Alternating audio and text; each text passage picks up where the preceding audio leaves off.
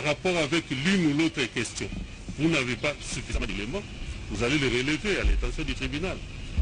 Mais les questions auxquelles vous pouvez donner des éléments au tribunal n'empêchent. Vous puissiez nous dire, lorsqu'on vous pose la question de savoir, par exemple, si vous avez eu à participer d'une manière ou d'une autre à l'exécution du programme de 100 jours du chef de l'État. Mais comment il pouvait en être autrement à partir du moment où c'est le programme... Non, c'est pas tout. Vous n'allez pas me demander de m'arrêter là où vous voulez que je m'arrête. Il s'agit du programme du président de la République. Ce programme n'est pas le fruit de M. Kamere. Ce programme est avant tout élaboré et il est approuvé par le chef de l'État lui-même. Avant sa mise en exécution. Nous avons suivi le ministère public tout à l'heure nous dire la date du lancement de ce programme par le président de la République. C'est comme si aujourd'hui, parler du programme de 100 jours, c'est devenu assimilable à un crime, à un détournement. Je voudrais que cela sorte d'abord des têtes des gens qui me suivent. Oui, mais je n'en étais pas le seul superviseur. Il y avait toute une équipe de supervision et une équipe de coordination. Merci. Voilà. Le reste, c'est des questions. Très bien. Ça va? Ouais. Alors, parce que vous le dites ainsi, en quelle qualité êtes-vous intervenu dans l'exécution de ce programme? Comme directeur de cabinet ou en toute autre qualité? Quel rôle vous avez joué dans l'exécution de ce programme? Mais je suis directeur du cabinet du chef de l'État. On doit exécuter le programme du chef de l'État. Ce qui est déjà une situation inédite, puisque d'habitude, le programme c'est celui du Premier ministre. Il faut commencer par là. Mais parce que nous avions un Premier ministre ici d'une assemblée qui venait d'être balayée par une nouvelle assemblée. Et nous n'avions pas un Premier ministre. Donc le président de la République devait croiser les bras pendant 7 mois et ne rien faire. Donc je suis intervenu au nom du président de la République pour que ces travaux se fassent et que nous puissions répondre aux besoins pressants du peuple congolais. Dans le secteur de l'éducation, de la santé, des routes et même la gratuité de l'enseignement chez nous. Puisque beaucoup ne savent même pas que la gratuité fait partie du programme de 100 jours. On choisit ce qui semble créer de la confusion et on avance. Merci. Et le tribunal a posé une question, c'était en quelle qualité vous intervenez? Directeur de cabinet. Directeur de cabinet du chef de l'État. Du chef de l'État, c'est tout? Oui, c'est tout. Merci. Et une autre question. Est-ce que vous connaissez M. Sami Djamel, qui est à votre droite? Le connaître, je vais le connaître pour à quel titre? Tous les opérateurs économiques, tous les prestataires sont passés à la commission. Ils se sont fait valider là-bas. Vous ne l'avez jamais rencontré? J'ai rencontré beaucoup de gens dans ma vie. Mais comment voulez-vous que je me rappelle des milliers de personnes que nous avons rencontrées pendant la campagne? En ce qui les concerne, vous n'avez plus d'idée? J'ai dit non. Non. Voilà. Et le prévenu Mouhima, vous le connaissez? Vous savez que Mouhima, je le connais de nom. C'est aujourd'hui que je vais découvrir son visage. J'étais étonné puisque j'ai demandé à tout le monde, est-ce que Jeannot est déjà là? Puisque notre administration à nous, celle que moi j'ai impulsée à la présidence de la République, ce n'est plus une administration de recevoir les agents dans le bureau. C'est les annotations sur les documents. Les documents de l'éloignement, j'ai écrit au comptable à transférer vite chez M. Mouhima chargé de la logistique pour accélérer des marches. Cette annotation est là. Je n'ai pas besoin de le voir. Je ne touche pas l'argent. Je ne fais pas le transfert pour Jeannot. Chacun fait son travail. Et moi, c'est le cahier de charges que je regarde. Est-ce que les conteneurs de Mboujima sont bien arrivés? Oui, une partie. Les conteneurs de Kinshasa, oui. Tous les conteneurs de Kinshasa sont arrivés. De Kananga, non. Parce qu'on n'a pas payé, ça se trouve à Lobito. Du Sud Kivu, non. Parce qu'on n'a pas payé, ça se trouve à Dar Salam. De Matadi, non. Parce que le gouvernement n'a pas payé. Ça se trouve, on n'a pas retourné le conteneur, ça se trouve à Istanbul. Merci. Vous voulez qu'on dise encore? Voilà, c'est juste quelques questions. Merci beaucoup. Le reste viendra, suivra. Très bien. Hein? Le temps que vos avocats pénètrent le pied du dossier, c'est tous les autres éléments. Est-ce qu'il y a une préoccupation, monsieur le Président? Merci, monsieur le Président. Si le prévenu Kamere peut rentrer là-bas, juste une petite question de précision. Prévenu Kamere, vous pouvez revenir. Venez. Le tribunal vous invite. Maître. Juste une petite Vous n'avez même pas encore suivi de quoi précision. il s'agit. Restez là, laissez le prévenu seul à la barre. S'il faut intervenir, on vous accordera la parole après. Regagnez vos places, les avocats. Non, regagnez d'abord vos places. Hein? Il n'y a rien à cacher. Vous reviendrez après. Monsieur le Président, c'est Monsieur très le important Président, pour nous. Vous lui avez posé la question, il a répondu 2 fois, mais pas la même chose. Il a dit qu'il est intervenu comme directeur de cabinet et superviseur. Je n'étais pas seul, on était avec d'autres et la coordination. Mais à la fin, là, il insiste pour dire qu'il est intervenu en tant que directeur de cabinet. Moi, j'aimerais que les greffiers, s'il peut répéter, que les greffiers notent qu'il est intervenu comme non seulement directeur de cabinet, superviseur aussi de ces travaux de santé. Est-ce que vous pouvez préciser? Donc ça, c'est tendancieux. C'est comme ça, oui, oui. c'est tendancieux. Non, non. C'est comme ça que je ne voulais pas que les avocats viennent dire que je ne vienne pas répondre, puisque tous ces petits pièges à gauche, à droite... Est-ce que vous pouvez préciser par rapport à cet aspect-là? Est-ce que l'un est incompatible avec l'autre? Je ne dis pas que je suis superviseur. Nous étions une équipe de supervision, 9 au total. Mais les documents, il est là, lisez-le. Une équipe de Il y avait superviseurs. M. Vital Kamere, directeur de cabinet. Il y avait M. Kolongole, directeur de cabinet adjoint. Il y avait M. Yav, directeur ministère des Finances. Il y avait le gouverneur de la Banque centrale. Il y avait le ministre du budget de l'époque. Il y avait les représentants de la primature. Il y avait tout ça, tout ça. Donc vous Et alors, étiez les travaux- 9 au total. 9 au total. Neuf. Et puis, en plus de ces 9, il y avait la coordination. Ce qui est étonnant ici, on ne La voit que coordination Kamere... assurée par qui? Pardon? Qui a assuré la coordination? C'est M. Qui assure? Nicolas Kazadi, ambassadeur général, chef de l'État. Merci. Voilà. Je vais vous asseoir. Je crois. Est-ce qu'il y a une préoccupation de ce côté? En ce qui concerne le communauté Kamere. Maître, c'était là quelques questions posées par le tribunal pour lui permettre d'amorcer le début de l'instruction. Notez quelque part, au jour de la remise, parce que la remise s'impose, vous y reviendrez avec des questions plus ou moins précises. Voilà. Cela étant, avant que le tribunal ne décrète, oui, vous avez à dire? Pardon? Non, je vous ai vu chercher à lever la main. Avant que le tribunal ne décrète la chambre du conseil, tel que la loi le prévoit, nous allons renvoyer la poursuite de l'instruction à une date certaine. Et cela de commun accord avec toutes les parties. Toutes les parties, on peut envoyer. Est-ce que vous pouvez proposer une date? La République?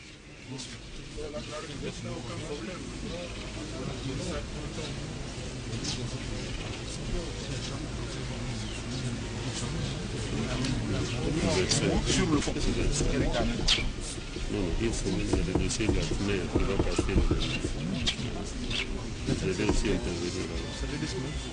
2 semaines. 3 semaines. Que 3 semaines.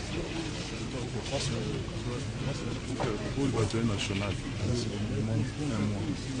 Monsieur le Président, les partis prévenus proposent une remise à 1 mois quant à l'examen du fonds. La République personnellement n'a pas d'objection parce que dans 1 mois l'affaire n'aura pas changé entre-temps. Mais dans les usages du prétoire, une remise au mois en matière pénale, c'est quand même quelque chose d'assez curieux. Je pense que le maximum c'est peut-être 2 semaines. Oui, le tribunal vous a demandé de proposer. Oui, alors je propose... Vous avez proposé une date, c'est au tribunal de trancher. Mais c'est qui laquelle date doit renvoyer parce que Non, non, nous moi sommes je en matière proposais, pénale. mais les partis prévenus ont proposé autre chose. Oui. Vous? Nous, peut-être à 2 semaines, ça ira. Oui. D'ailleurs, s'agissant de nous, ça pouvait se faire même demain. Mais voyez-vous, l'égalité des armes, justement, nous commande Oui, de... par respect pour les droits de la défense. Non, non, la confraternité, tout simplement. Pour assurer un procès équitable, La confraternité le pour nous. tribunal ne pourrait... Le tribunal ne pourra consentir que pour une remise à 2 semaines, au 25. La remise est contradictoire à l'égard de toutes les parties. pour le 25 mai 2020. Donc, cela étant, le tribunal ayant envoyé l'examen de la cause en audience publique le 25 mai. Donc, l'audience publique est levée et nous demandons à la presse, parce qu'il s'agit de la Chambre du Conseil, qui n'admet que les prévenus et les conseils. Donc, la retransmission en direct d'une chambre de conseil n'est pas de mise. Donc, vous pouvez interrompre votre retransmission à ce niveau-là, tout en retenant que la cause est renvoyée au 25 pour poursuite de l'instruction. Remise contradictoire à l'égard de toutes les parties. Et le tribunal avait déjà levé l'audience. Donc, vous pouvez arrêter votre retransmission. Bien. La séance d'audition qui a commencé vient de s'arrêter à la suite des observations des uns et des autres. En fait, ce qu'on aura constaté, à la demande des avocats de la défense, pour leur permettre d'accéder à un certain nombre de documents.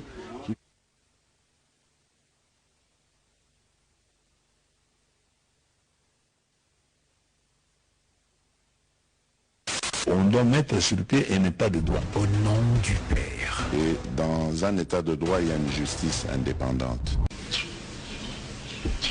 Maître, il ne faut pas nous interrompre. Vous prendrez la parole après. Patientez. Patientez, vous prenez la parole. Nous allons statuer sur tout. Vous prendrez la parole après. Hein? Vous avez beaucoup de temps pour vous exprimer. Et il y a encore beaucoup d'autres étapes. Laissez le tribunal poser 2 ou 3 questions et puis... Oui, où est le micro?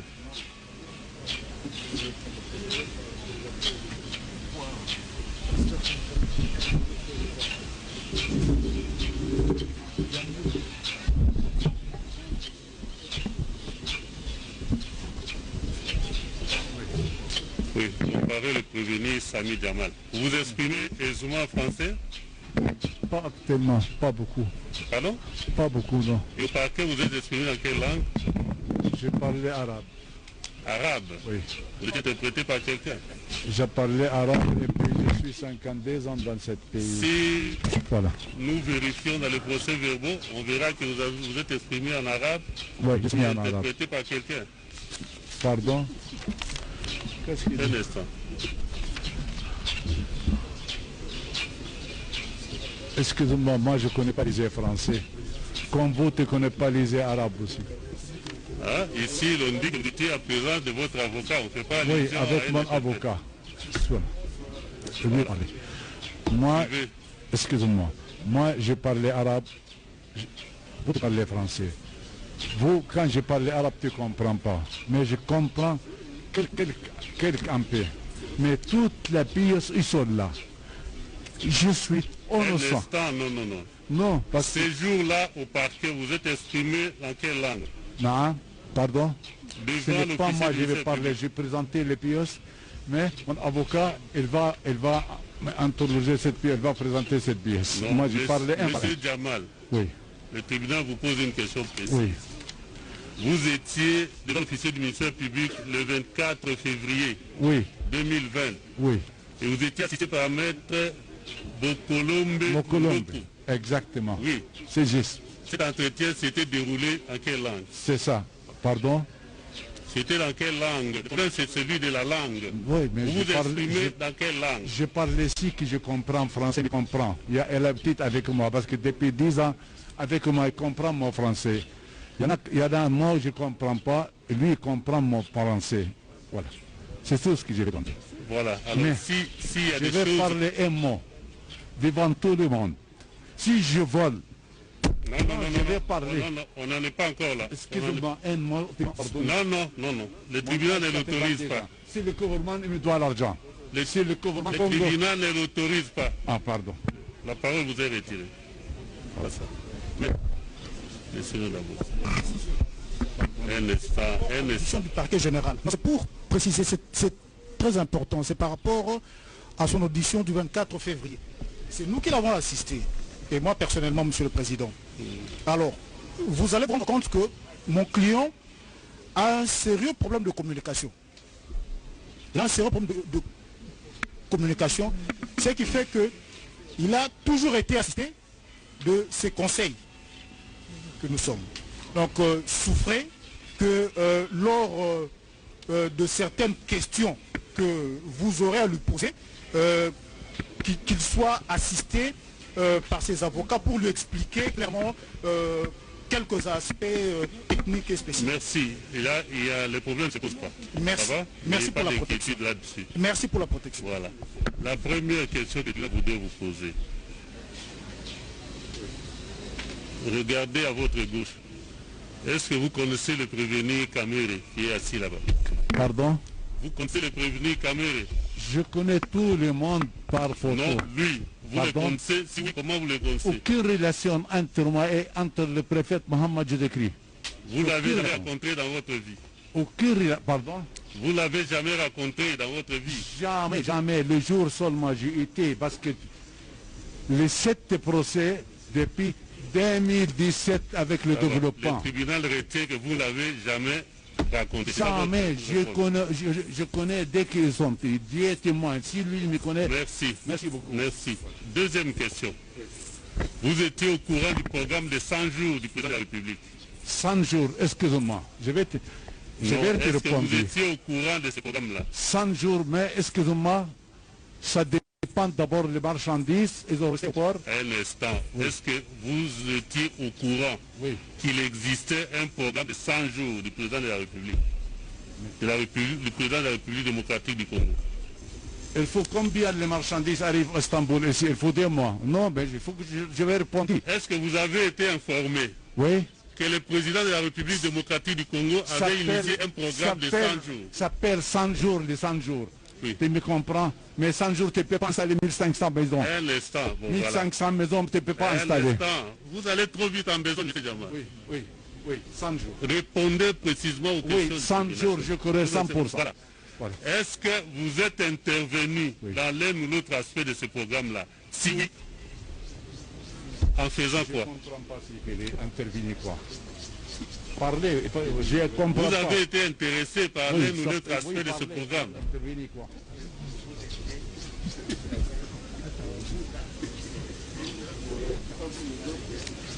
Est-ce que vous êtes parmi les opérateurs économiques qui avaient été approchés pour les questions de ce programme? Je vais répondre, Baba. Oui. Si tu commandais les marchandises, il faut 2 mois et demi. Comment tu veux installer 1500 maisons pour 100 jours? Vous avez commandé quelles marchandises? Les 1500 maisons. 1500? Oui. C'est à ce niveau que vous êtes intervenu? Bien sûr, je suis sûr. Mais combien de mois pour aller ici? 840 conteneurs. Et qui vous avez approché pour ça? Oui. Qui vous avez approché? Oui, mais je ne peux pas installer 1500 maisons pour 3 mois. Expliquer. Qui l'avait approché pour ça? Non, mais Monsieur le Président, je crois qu'il faut faire la distinction entre lui, M.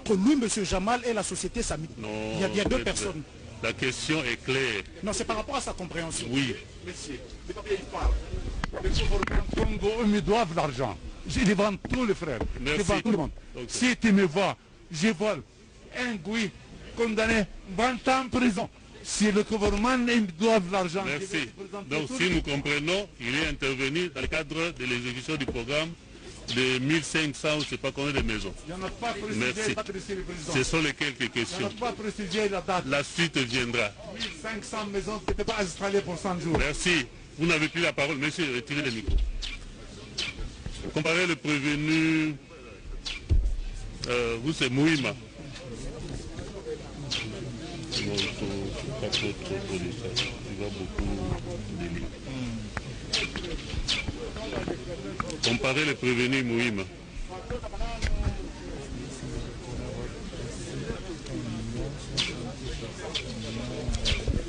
Oui.